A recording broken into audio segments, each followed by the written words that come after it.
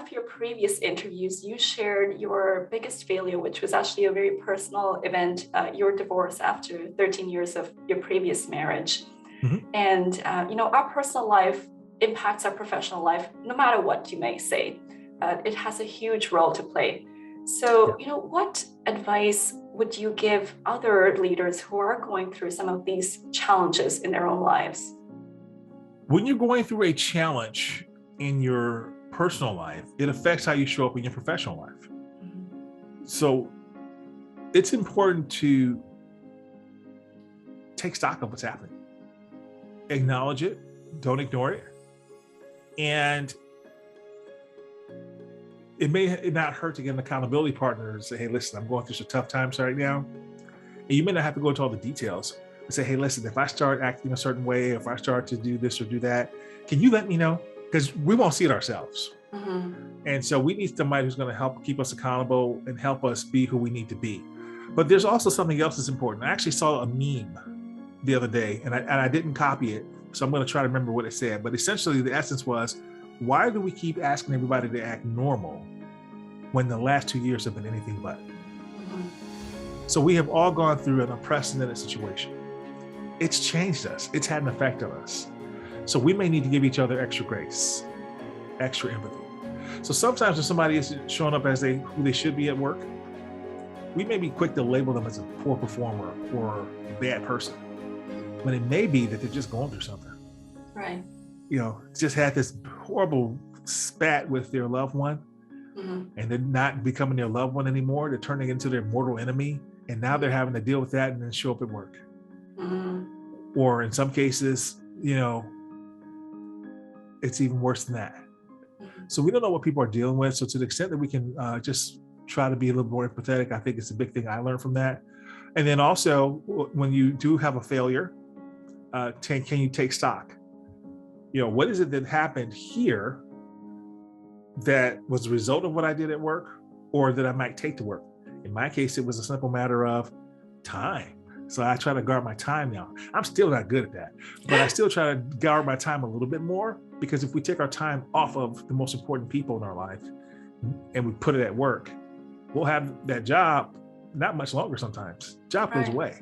Mm-hmm. But the loved ones, that family should be the nucleus that Mm-hmm. should always be there. But if Mm-hmm. we're not careful, we lose that nucleus. Mm. Would you say that was the biggest lesson you learned in terms of the importance of time and where you're focusing your priorities? Absolutely. Absolutely. And attention. So to this point, if my wife walks in my office right now, I stop and give her my attention. I don't keep multitasking. My daughter walks in, I give her my attention. Right. Whereas before I would keep multitasking, right? And even my ex-wife would probably say I wasn't a bad person. I just didn't make time. Yes. That was my sin. I didn't make time, Yes. right? Yeah. So that's so important. We have to make people feel important who we say are important. Yeah. And it's, initially it's like when someone meets someone new, there's that excitement. So you want to give them the importance, but how do you sustain that, Eddie? That's the magic question. Yeah. So what I had to learn is don't take people for granted, and to be intentional, to be deliberate, right, about it. So for me, that's really what it is, and I've made that adjustment. Still not perfect, but still continuing to do that where I can, or just say, hey, we're going to take off these specific days, or I'm going to take off this afternoon, whatever it may be, to make that intentional time for family. And then certain times throughout the day. So even though I have to work a lot of evenings sometimes, for example, there's certain hours I have now blocked that I didn't need to have blocked before, since I now have my daughter, that I don't let anybody interrupt. Just like I would have an important meeting with my CEO, here's my CEO time, my wife, my daughter. And nothing happens during this time window. There's no phone, there's no anything, right? Put my phone in airplane mode, no interruptions, no alerts, notifications. That's that time. So getting really stingy about that. Whereas before, my issue was I had a hard time saying no to anything, anyone. But now I've had to learn the word no.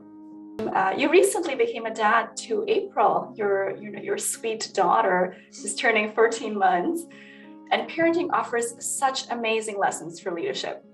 So I'm curious, what are some of the lessons you've learned through your parenting journey?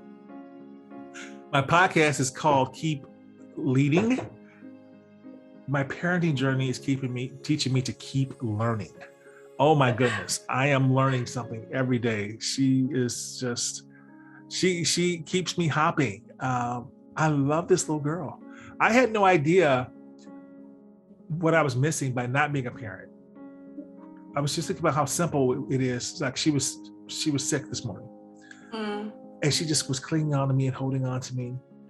But even when she's not sick, you know, when she sees me at daycare or wherever, she lights up, Dada. That's her thing. That's the way she says it, right? She's not saying mama yet, but she says it when I pick her up. She sees me and it's like her whole world changes from whoever she was interacting with. And I just never knew what it was like to be loved that much. It's so true. It's so true. And oh my gosh, to be this one person's whole world. I think my wife loves me too, but it's different, right? This one person who just, you're their everything. And I mean, my heart just melts when I think about it. And when she gives me that hug, it's like nothing else in the world matters. It is the best thing. So just these lessons about priorities, values, love, and then I'm always thinking about what am I instilling? What am I doing? Like, you know, I was in here working, and I'm used to holding her and juggling things when I'm doing things with her, but it just this one moment hit me, and I'm like, no, get down on the floor and just spend some time playing. And so I got on the floor and I'm rolling around. I've always got stuffed animals within arm's reach, you know. So things like that we just do, just make that time. And I think that's the one blessing through COVID. I became a dad because of COVID, the lockdowns. But I think that the blessing is this time working from home that I would not have had otherwise. So this ability to, she's in daycare now, but at the time where we took her out for a little while when the numbers spiked for COVID. But when you're able to have this person at home that you love and care about and help develop and help teach, mold, little things, it really matters. Teaching her first words, right? And making sure she's learning. As I read to her every day the way my mom read to me, and you know, try to dramatize everything, and just those little interactions. And then there's just those little quiet moments that I can talk forever. I just love this little girl.